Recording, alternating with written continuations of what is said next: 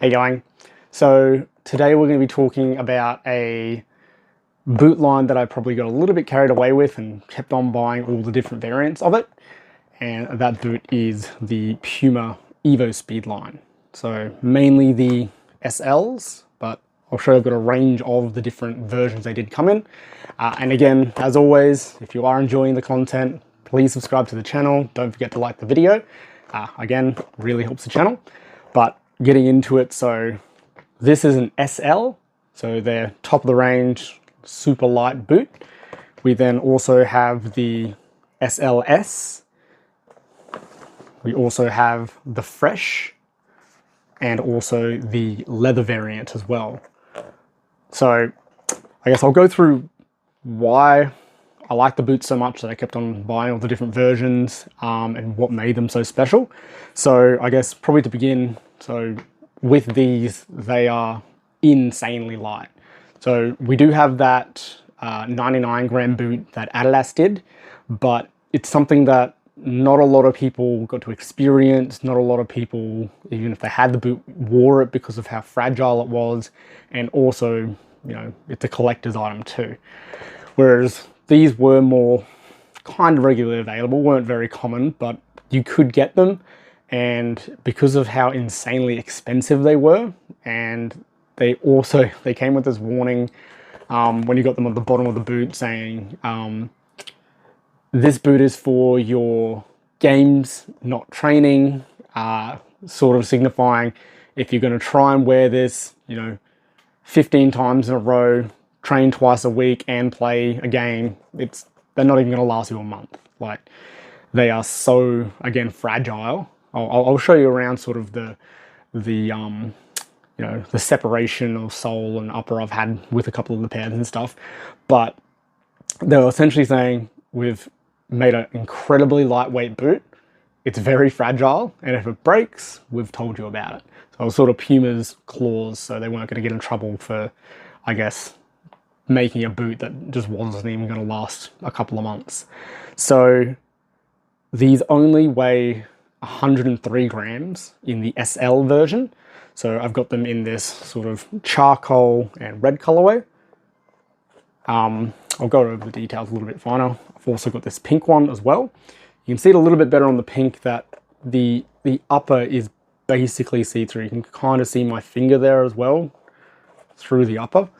So there's literally nothing, absolutely nothing to this upper. If you've ever kicked like a football with bare feet and you just like hit it, and then you get like the sort of the big red mark on your foot, it sort of feels like that when you're playing in these. It's paper thin. So it was definitely an experience that, you couldn't get from, a Mercurial or anything like that. They're just so much more extreme.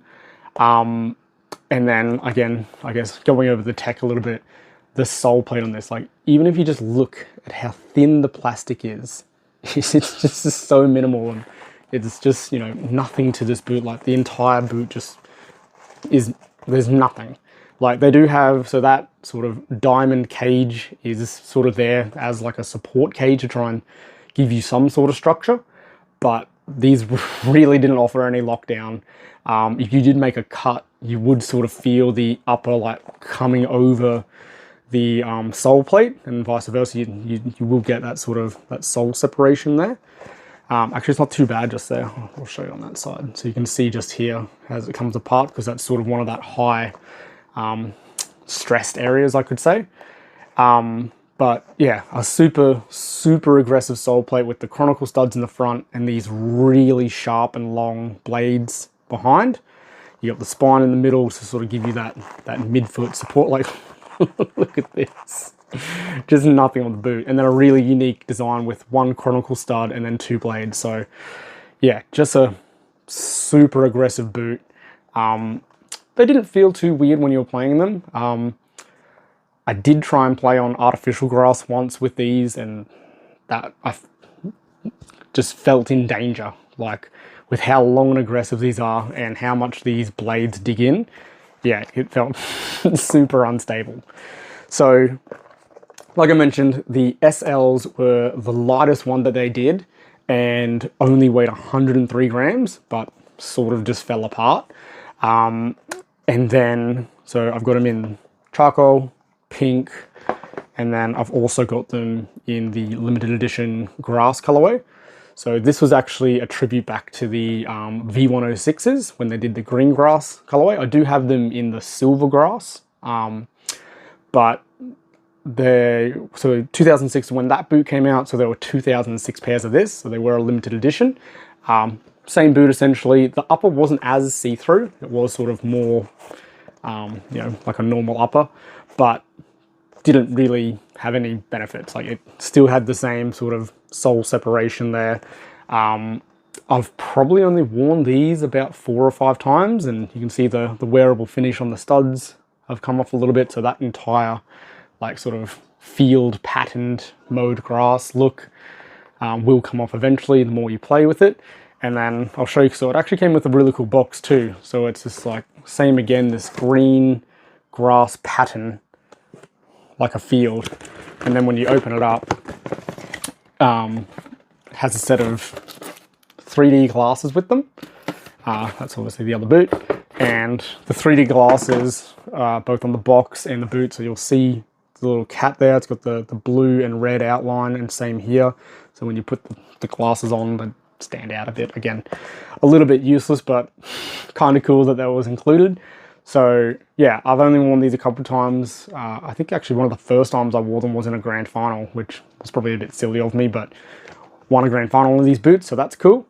So that's the SL, which is the top of the range, lightest ones they did, 103 grams, fell apart after 10 games, call it. And then we also had the SLS. So this is the same SL Speed sole plate that we have on it. So same heel, sole plate, studs, all the same. But you'll see this upper, it's not translucent at all. It's a much more standard sort of microfiber material upper, rather than this like sort of see-through textile that we had on the SLs. And this was a boot that I actually could wear, you know, for games and games and games without any sort of problem. So I got them in, well, it's a bit faded now. So this was meant to be a fully white boot, but it just died with the sun. So these are my white ones I had. So again, no real sole separation on them. You can kind of see with the white, like how, you know, with the upper, like how actual pliable these are. So it's actually a really nice synthetic. It actually reminds me a lot of the V1.10 SLs. These ones just here are very similar microfiber to that. And that was one of the reasons I liked this boot so much, was that upper material.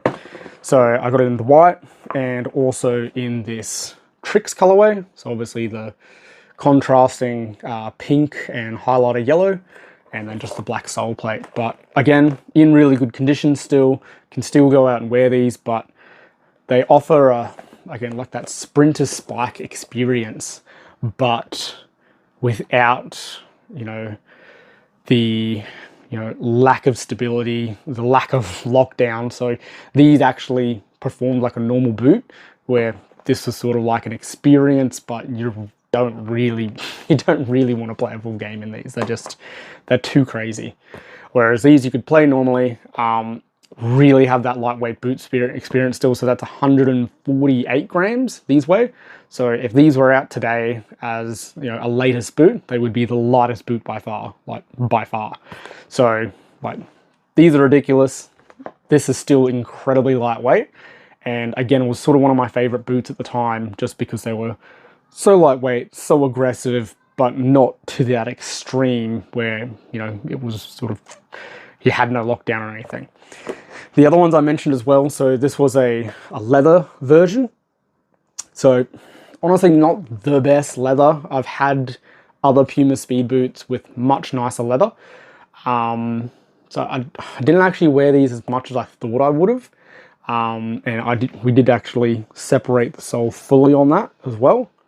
So that'll probably give you a good idea of just how thin that sole plate is. It's, yeah, so minimal. But I thought I'd like these a lot more than I did, because being a leather boot and super lightweight and everything else I just mentioned, but with the benefits of the leather.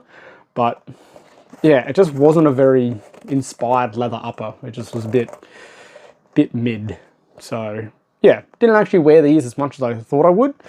And then the last ones I mentioned were the Fresh. So this is sort of like, if you're familiar with Adidas back in the day, used to do the Climate Cool, both like jerseys, but they also did Climate Cool shoes and boots, and it was meant to have little holes in there and keep your feet nice and cool on a hot day sort of thing.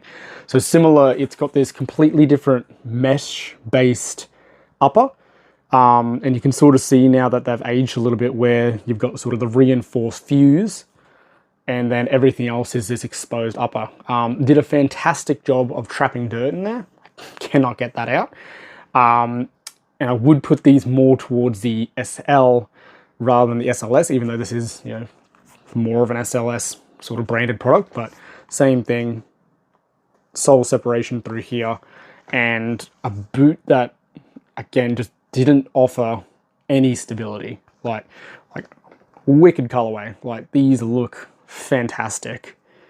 But yeah, again, something I thought I'd wear more, but due to how, you know, minimal the lockdown was, yeah, it just wasn't something that I felt confident in, compared to if I wore the SLS. It was, you know, chuck them on and it was good to go. Whereas this, it was that lateral lockdown where you really feel yourself sort of spilling over the sole plate. So again, a cool boot, a cool idea, a really nice colorway, but yeah, something I didn't really wear all that much due to, you know, not really having a lot of confidence in it. But yeah, I almost had to clear an entire shelf to get all the boots up here.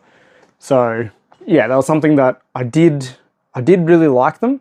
Honestly, I don't bring the SLSs out, or sorry, the SLs out all that much, and if I did want to have a go in them, it'd just be a training session. I wouldn't play a game in these with this day and age, and it's that you just don't know if it's going to be the last time you're going to wear them, because they're always right on the edge of breaking, and it's really in your head when you've got them on feet that there's nothing to them. They're paper thin, and that you're just not sure if you make that cut or that move, if the boot's still going to be intact. So yeah, it's something where they're a really fun experience. You know, the lightest boot that I've ever worn by far, just ridiculously light. But yeah, something that is a really cool experience. They were poisonally expensive when they were brand new. Not a lot of people bought them because of, you know, the warning that they were going to fall apart. So I did actually manage to pick up pretty much all of these heavily discounted, which is why I guess I kept buying more.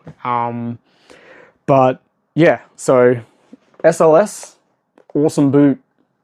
Would still have a go in these. Maybe we're in a game, definitely a training session, but I've probably got other boots that I would feel a bit more confident in than these, because like you saw on the leather ones, you know, it doesn't take much and then they just pop.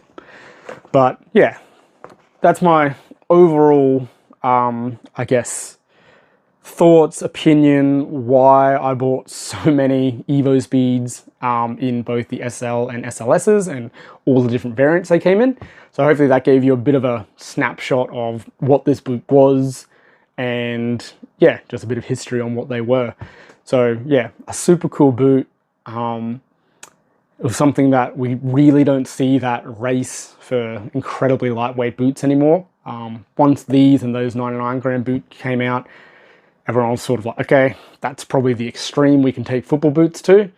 Let's, you know, change direction, and all that knitted stuff came out, and now we've got, you know, Nike with their airbag technology, you know, carbon fiber sole plates, so coming back in with the Puma Kamas as well. So it's cool that they're still pushing boundaries, but just in a different way.